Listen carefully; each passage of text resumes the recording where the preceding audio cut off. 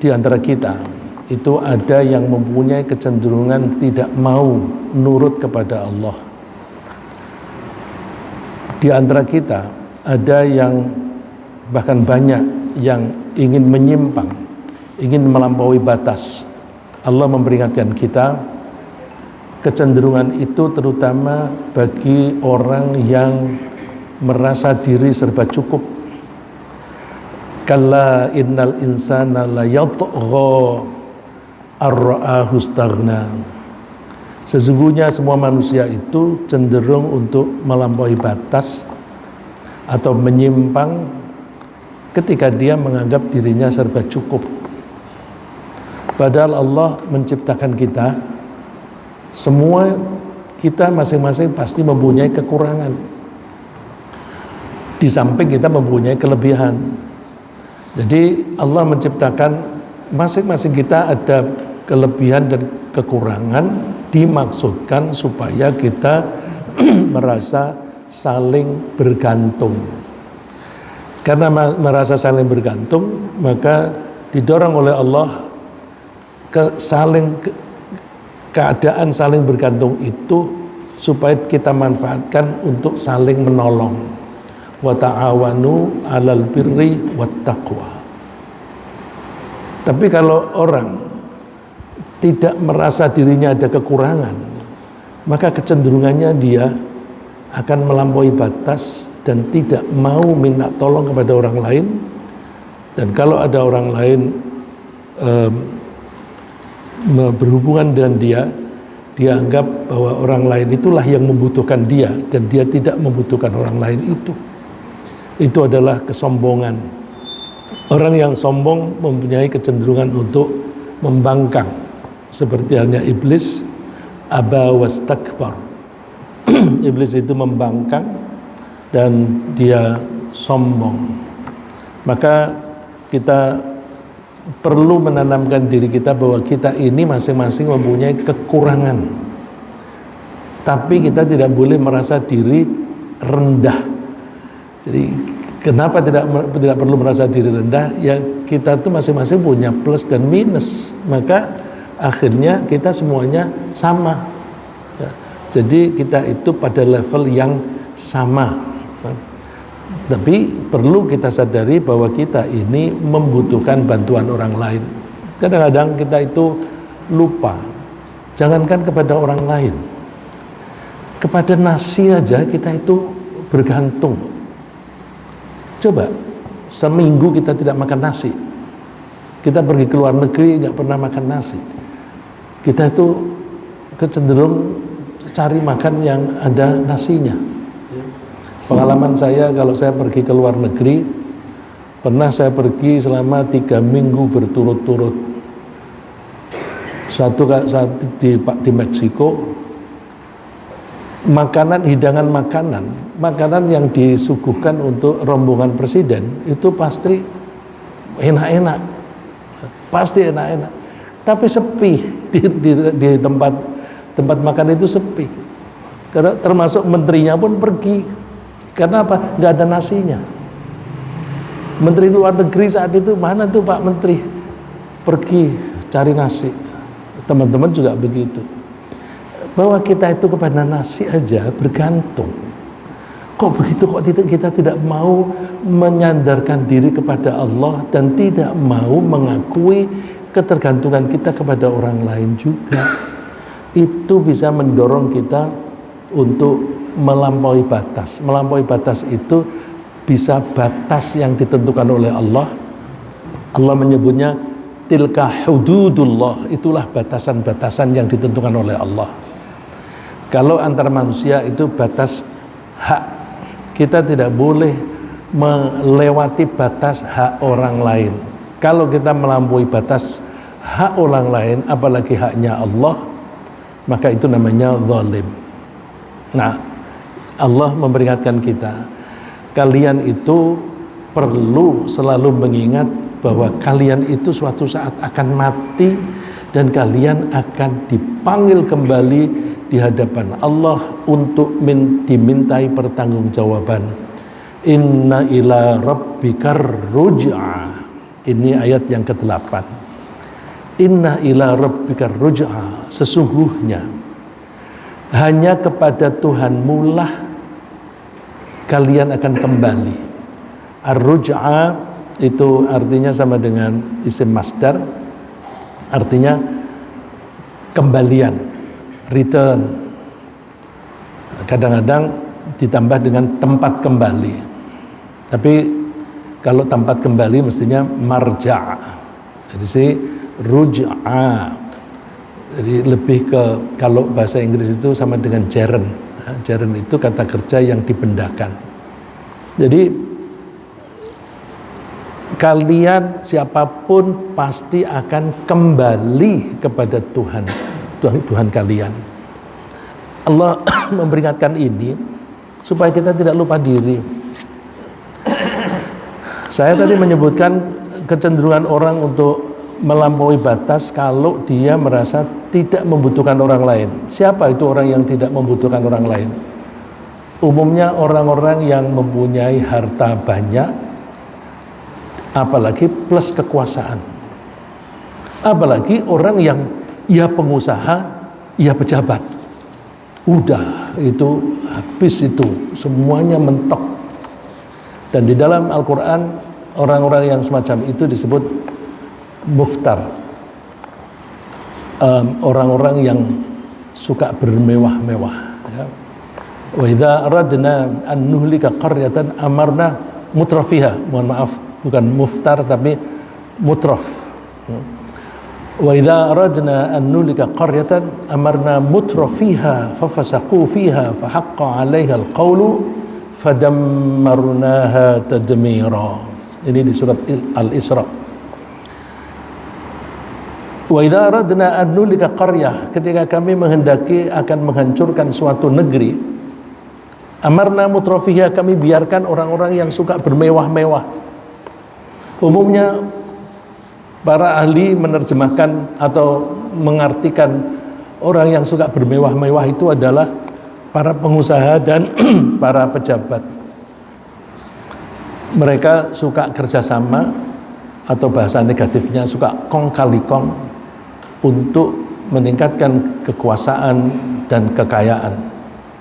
Dan kalau kekuasaan dan kekayaan itu berkumpul jadi satu orang, itu lebih berbahaya lagi.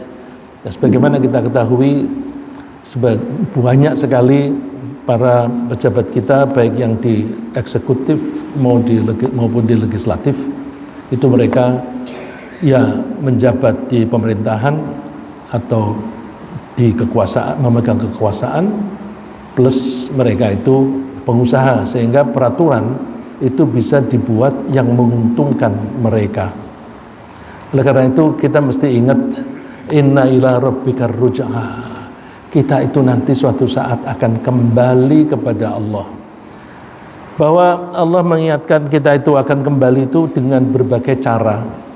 Di surat ini Allah menyebutnya inna ila rabbika ruj'a. Di surat yang lebih pendek setelah surat Al-Alaq, di surat At-Takatsur, Allah mengingatkan, alhaakumut takatsur hatta zurtumul maqabir. Berlomba-lomba di dalam kekayaan dan kekuasaan itu akan membuat kalian lalai sampai kalian mau nengok kubur, mau ziarah kubur. Ziarah kubur yang berfungsi untuk mengingatkan bahwa aku besok juga akan mati seperti mereka. Maka untuk apa kalau saya ini adigang adigum sok kuasa? Ada juga cara Allah memperingatkan, ala yadhunnu ulaika annahum mab'utsun. Apakah mereka tidak menyangka bahwa mereka besok akan dibangkitkan? Oleh karena itu, ayat ini mesti kita fahami dengan baik dan kita camkan bahwa apapun yang kita lakukan di dunia ini pasti akan diminta pertanggungjawaban oleh Allah. Kalau ada kebetulan, ada harta dan kekuasaan yang diberikan kepada kita, kita menangkapnya, kita menafsirkannya sebagaimana firman Allah di surat At-Talaq, la yukallifullahu nafsan illa ma ataha. Kalau di surat Al-Baqarah, la yukallifullahu nafsan illa wus'aha. Kalau wus'aha, Allah tidak memberi tugas kepada seseorang kecuali sesuai dengan kapasitasnya. Tapi yang saya maksudkan di surat At-Talaq, la yukallifullahu nafsan illa ma ataha. Allah tidak menugasi. Kallafa yukallifu itu artinya memberi tugas atau assign. Kalau diterjemahkan membebani, maka harus ditambah dengan membebani tugas, ya, assignment. Allah tidak memberi tugas nafsan kepada seseorang illa ma'ataha, kecuali sesuai dengan Allah, sesuai dengan apa yang Allah berikan kepadanya. Jadi Allah tidak akan memberi tugas kecuali Allah sudah memberi sesuatu. Kalau dibalik, kalau Allah memberi sesuatu berarti itu penugasan. Logikanya yang paling gampang ketika sholat. Kalau kita diberi Allah kemampuan berdiri, maka kita ditugasi sholat sambil berdiri, jangan sambil duduk, karena kita ditugasi kita diberi kemampuan berdiri. Kalau ada orang mampu berdiri, kok dia sholatnya duduk, itu berarti dia tidak memanfaatkan kapasitasnya secara optimal. Saya memakai kata memanfaatkan kapasitas. Kadang kita ini umumnya matre. Kalau kita punya pabrik, mempunyai kemampuan produksi satu hari membuat 100 unit, kok kita memproduksinya hanya 50, maka cost-nya, biayanya itu akan menjadi lebih mahal dan sia-sia, kapasitas yang lebih itu sia-sia. Maka kita harus selalu memanfaatkan kapasitas kita secara optimal atau maksimal.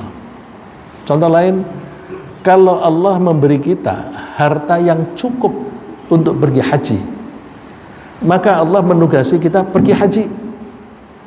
Untuk orang yang tidak mempunyai penghasilan atau tidak mempunyai tabungan cukup untuk haji, nggak ada kewajiban, karena memang Allah tidak memberi kok. Jadi kalau ada orang tidak pernah pergi haji merasa dosa nggak usah. Tapi kan Islamku belum sempurna. Rukun Islam kan 5. Yang sholat haji itu kan untuk yang mampu. Kalau tidak mampu tidak ditugasi. Kalau tidak ditugasi ya tidak dosa. Contoh lagi, kalau kita punya kemampuan membayar zakat atau sedekah 1 bulan 5 juta, kok sedekahnya 50.000, itu sayang. Dia membuat kapasitasnya idle. Sayang. Punya kapasitas memberi sedekah 5 juta, kok hanya 50.000, itu namanya pelit pada dirinya sendiri, ya. Jadi kita mesti selalu ingat bahwa kita itu ketika diberi sesuatu oleh Allah apapun, maka itu artinya tugas. Kalau Allah memberi kita anak, maka Allah memberi kita tugas untuk merawat dan mendidik anak. Kalau kita diberi Allah hafal Al-Quran, maka kita menganggap bahwa ini tugas dari Allah, aku harus mengajarkan kemampuan saya ini kepada orang lain, ya. Para santri setelah pada hafal Quran, jangan terus nganggur atau bekerja yang macam-macam, tidak mengajar Al-Quran. Itu namanya menyia-nyiakan pemberian Allah apapun, ya. Nah, kalau pemberian Allah itu berupa harta atau kekuasaan, itu hanya bekal. Allah menyebutnya wa ma utitum min syai'in famata'ul hayatid dunya wa zinatuha. Apapun yang kalian diberi, wa ma utitum min syai', apapun yang kalian diberi oleh Allah tentunya, famata'ul hayatid dunya, maka itu adalah bekal hidup di dunia, wazinatuha, dan hiasannya. Ini seringkali buku-buku terjemah menerjemahkan mata itu sebagai kesenangan. Kalau diartikan kesenangan, maka itu bisa misleading, bisa menyimpang pemahamannya. Kalau diartikan maka itu adalah kesenangan hidup di dunia, ya maka mereka cenderung untuk menikmati pemberian Allah itu bersenang-senang di dunia. Itu bisa misleading, dan buku terjemah dari yang kita itu biasanya mengacu terjemahan kita itu pada terjemahan Departemen Agama yang lama dulu. Terus kalau ada orang mencetak lagi itu ada perubahan sedikit-sedikit. Padahal terjemahan Departemen Agama itu banyak sekali kesalahan, ya, banyak sekali kesalahan. Antara lain menerjemahkan mata itu sebagai kesenangan. Bekal itu kalau dimanfaatkan menghasilkan kesenangan. Jadi kalau diartikan kesenangan itu sudah satu langkah lebih maju, itu berarti penafsiran. Kalau itu terjemah maka artinya bekal. Ini Pak Edi sudah ngecek, mata artinya kesenangan bukan? Seharusnya bekal. Saya berani mengatakan bekal ini karena mengacu kepada ayat lain di surat Yusuf. Ketika mereka membuka mata mereka, mata di situ itu bagasi atau barang bawaan mereka. Barang bawaan mereka itu gandum. Maka mata itu kalau merujuk ke situ artinya adalah bekal. Nah, ini metode yang saya gunakan. Kita menerjemahkan satu ayat Quran atau satu kata di dalam suatu ayat harus mengacu kepada ayat lain yang serupa sehingga kita bisa menangkap. Kita tidak boleh menerjemahkan itu hanya ngarang selera, enggak. Kita harus mengacu kepada ayat lain yang senada atau hadis yang menjelaskan itu. Penafsiran itu namanya penafsiran bil ma'thur. Quran ditafsirkan dengan Quran itu sendiri dan dengan hadis. Tidak boleh menafsirkan Al-Quran dengan opini atau ra'yu. Jadi mata itu bekal. Kalau namanya bekal itu bukan tujuan. Wazinatuha, dan hiasannya. Memang orang kalau mempunyai bekal banyak itu sekaligus menjadi hiasan bagi mereka. Kita butuh pakaian. Pakaian itu fungsi utamanya kan melindungi badan kita, melindungi dari panas, melindungi dari dingin, melindungi dari goresan. Tapi kita biasanya menambah plus hiasan. Makanya beberapa baju ada yang motif kembang-kembang, ya, seperti yang dipakai Pak Aldi. Ada yang batik seperti yang dipakai Haikal. Ada yang motifnya biru tapi pakai motif begitu. Ini sekaligus hiasan. Jadi harta itu bekal sekaligus hiasan. Tapi ingat bukan itu tujuannya. Tujuannya adalah wa ma indallah. Apa yang ada di sisi Allah, yang dijanjikan oleh Allah itu khairu wa abqa, lebih bagus dan lebih kekal. Surga dan fasilitas yang ada di surga itu jauh lebih bagus daripada kekayaan yang ada di dunia ini, dan itu kekal. Kita di dunia paling berapa tahun sih? Dan kita tidak tahu apakah tahun depan kita itu masih hidup. Mungkin nanti malam atau mungkin 5 menit lagi kita sudah nggak ada. Tapi kenapa kita menumpuk-numpuk kekayaan berlebihan? Saya tidak bermaksud melarang orang kaya. Orang mukmin kaya jauh lebih bagus daripada orang mukmin miskin. Karena orang mukmin kaya bisa bersedekah, orang miskin tidak bisa bersedekah. Orang kaya bisa pergi haji, orang miskin tidak bisa. Orang kaya bisa membangun masjid, bisa membangun pesantren. Orang miskin tidak bisa. Tetapi kalau kekayaan itu tidak laksanakan, tidak digunakan untuk melaksanakan tugas yang saya sebut dari surat At-Thalaq tadi, maka itu menjadi sia-sia. Afala ta'qilun, apakah kalian tidak berpikir? Apakah kalian tidak memahaminya? Memahaminya, coba deh, dalam kehidupan sehari-hari kita itu kan maunya kalau berdagang atau berbisnis, modalnya sesedikit mungkin tapi profitnya sebanyak mungkin. Itu prinsip ekonomi. Dan mestinya prinsip ekonomi itu kita terapkan juga di dalam beribadah.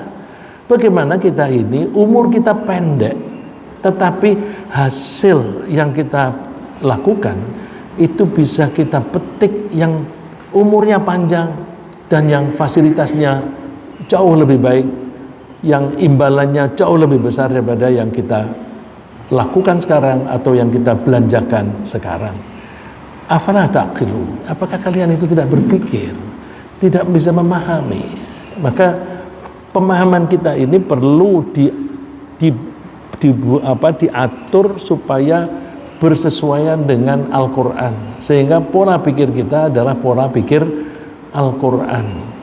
Sayang, kita sekolah mulai dari TK, SD sampai perguruan tinggi, sekolahan kita itu sekuler dan makin hari makin industrialized, ya, makin dibuat sebagai proses industri, sehingga di sana tidak ada pendidikan pembinaan agama itu kurang, pembinaan budi pekerti juga kurang. Dulu ada pelajaran budi pekerti, tapi sekarang tidak ada lagi, ya. Itu berarti kita menganggap budi pekerti atau perilaku itu kurang penting dibanding dengan materi. Nah, Allah mengingatkan, afa hasibtum annama khalaqnakum abatha wa annakum ilaina la turja'un. Apakah kalian menyangka bahwa kami ini menciptakan kalian sia-sia, main-main, gak ada tujuan, dan kalian menyangka bahwa kalian tidak akan dikembalikan lagi kepada kami? Kita seringkali tidak memahami bahwa Allah membuat kita ini ada maksudnya. Padahal apapun yang kita alami itu pasti ada maksudnya, ada maksud baik dari Allah. Tapi kita seringkali menganggap tidak ada maksud. Contohnya misalnya ada suatu kejadian, ya kebetulan aja. Kok kamu bisa diterima? Ya kebetulan aja, saya pas mendaftar, pas ada sebelum itu, satu hari sebelumnya ada orang yang keluar, lalu saya diterima untuk menggantikan orang itu. Dia menganggapnya kejadian itu kebetulan. Kalau kebetulan berarti bukan ciptaan Allah. Nah, itu termasuk mengingkari Allah. Padahal Allah itu menciptakan apapun itu pasti punya tujuan. Nah, kalau ada orang menganggap Allah itu berbuat sesuatu tanpa tujuan, itu sama dengan menganggap Allah gila. Kok bisa gila? Logikanya gimana? Coba deh kita lihat. Kalau misalnya ini kita yang di lantai di masjid yang di depan saya ini umumnya laki-laki. Laki-laki itu tua atau muda, ya, yang tua pun juga seneng sama wanita cantik, ya. Ya. Terus kita melihat, wah itu wanita itu cantik. Kamu kan sudah lama membujang, ya, sudah lama membujang. Itu ada wanita cantik. Terus, wah betul. Tapi dia senyum-senyum sendiri tanpa tujuan. Mau nggak? Senyum-senyum tanpa tujuan, namanya gila. Kalau ada orang menganggap bahwa Allah menciptakan kita tanpa tujuan sama dengan menuduh Allah itu gila. Masya Allah, gak mungkin. Allah itu menciptakan apapun, sekecil apapun itu ada tujuan. Dan contohnya deh, yang saya pernah menyebut, kok cacing itu dibuat tanpa tulang, tanpa mata. Dan cacing itu meskipun hidupnya di tanah, dia itu non-stop makan terus, tapi non-stop juga buang kotoran terus. Oh, itu pasti ada tujuan, gak mungkin tanpa tujuan. Ini cacing itu punya tugas untuk menggemburkan tanah supaya subur. Dia punya tugas. Jadi Allah menciptakan itu ada tujuannya untuk menggemburkan tanah supaya tanah itu memberi kesuburan kepada tanaman. Dia jangan dikasih tulang karena dia tugasnya itu meliuk-liuk di dalam tanah. Dan dia makan terus dan dia buang kotoran terus supaya bisa mengubah tanah ini menjadi protein dan menjadi bahan-bahan yang cocok untuk tanaman. Jadi Masya Allah, Rabbana ma khalaqta hadza batila. Tuhan, Engkau tidak menciptakan ini sia-sia, semuanya ada tujuan. Maka ketika kita itu misalnya suatu saat itu kaya, ya kita harus ingat kita dibuat kaya itu untuk apa. Kalau kita kaya kemudian sombong, itu tidak tahu diri. Karena dia tidak memahami tugas dia sebagai orang kaya itu harus apa. Biasanya orang semacam itu baru sadar kalau dibikin miskin. Ya, misalnya dulunya itu kaya, dagangannya laris. Tiba-tiba setelah ada HP, mati bisnisnya. Ya. Ketika ada COVID, mati bisnisnya. Jadi dulu kaya, tiba-tiba miskin. Setelah miskin baru mau ke masjid. Jadi pemiskinan dia itu tujuannya bagus supaya mengenal Allah. Alhamdulillah, aku menjadi kenal Allah setelah aku miskin. Tapi kalau bisa kan kenal Allah jangan setelah miskin. Kenal Allah itu ketika kaya supaya kita bisa memanfaatkan kekayaan kita untuk yang baik. Nah, ini ayat-ayat ini itu menjelaskan tentang kelakuannya Abu Jahal. Abu Jahal itu namanya Amr bin Hisham bin Mughirah. Amr bin Hisham bin Mughirah. Kita tahu Khalid itu bapaknya namanya Walid bin Mughirah. Jadi Walid adalah pamannya Amr, pamannya Abu Jahal. Abu Jahal ini orangnya pinter. Darun Nadwah, kalau di sini mungkin tempat DPR, tapi Darun Nadwah itu campur kekuasaan legislatif dan eksekutif ada di situ. Mereka membuat peraturan dan mereka juga yang menerapkan. Kalau kita DPR kan hanya membuat peraturan, yang menerapkan itu pemerintah. Kalau Darun Nadwah itu mereka membuat peraturan dan sekaligus mereka juga melaksanakannya. Nah biasanya yang duduk di Darun Nadwah, Darun Nadwah itu biasanya orang-orang yang sudah tua, di atas 50 dengan perhitungan mereka sudah tidak butuh untuk dirinya sendiri dan pemikirannya sudah banyak pengalaman sehingga bijaksana. Abu Jahal ini, Amr itu masih umur 25, dia sudah dimasukkan di Darun Nadwah karena dia pendapat-pendapatnya cemerlang, bagus sekali. Terus ketika Rasulullah SAW menjadi nabi, dia mulai bodoh. Dia karena pinternya sampai masuk ke Darun Nadwah itu, lalu dia mendapatkan julukan Abul Hikam. Hikam itu jamak dari hikmah, dari bapaknya kebijaksanaan. Artinya dia adalah orang yang bijaksana. Tapi kebijaksanaan itu hilang ketika Rasulullah SAW ditunjuk oleh Allah menjadi nabi. Kenapa dia itu menjadi begitu? Karena dengki. Kedengkian dia itu, dia mengatakan ini Quraisy itu membagi pekerjaan ngurusi Masjidil Haram itu Bani Hashim, terus masalah peperangan itu kelompoknya Mughirah, Kinanah dan sebagainya. Mereka bagi-bagi tugas. Ketika Rasulullah menjadi nabi, dia mengatakan, wah ini orang yang ngurusi haji, yang menjadi juru kunci Ka'bah itu sudah dipegang oleh Bani Hashim, klannya Nabi Muhammad. Kok sekarang nubuwah, kenabian dipegang oleh Bani Hashim juga? Kita dapat apa? Kita dapat apa? Berarti karena hasad. Karena kedengkian itu, maka mereka mengatakan bahwa Nabi itu atau Quran itu diturunkan kepada seseorang yang agung di Mekah, yang agung, diakui keagungannya di Mekah dan di Taif. Siapa itu? Walid. Walid itu bapaknya Khalid, ya. Dia sudah tua, umurnya 90-an, tapi dia itu disegani karena dia ya orang tua yang bijak dan dia suka bersedekah, dia suka menyembelih unta, kemudian dagingnya dibagi-bagi sehingga dia banyak disukai orang.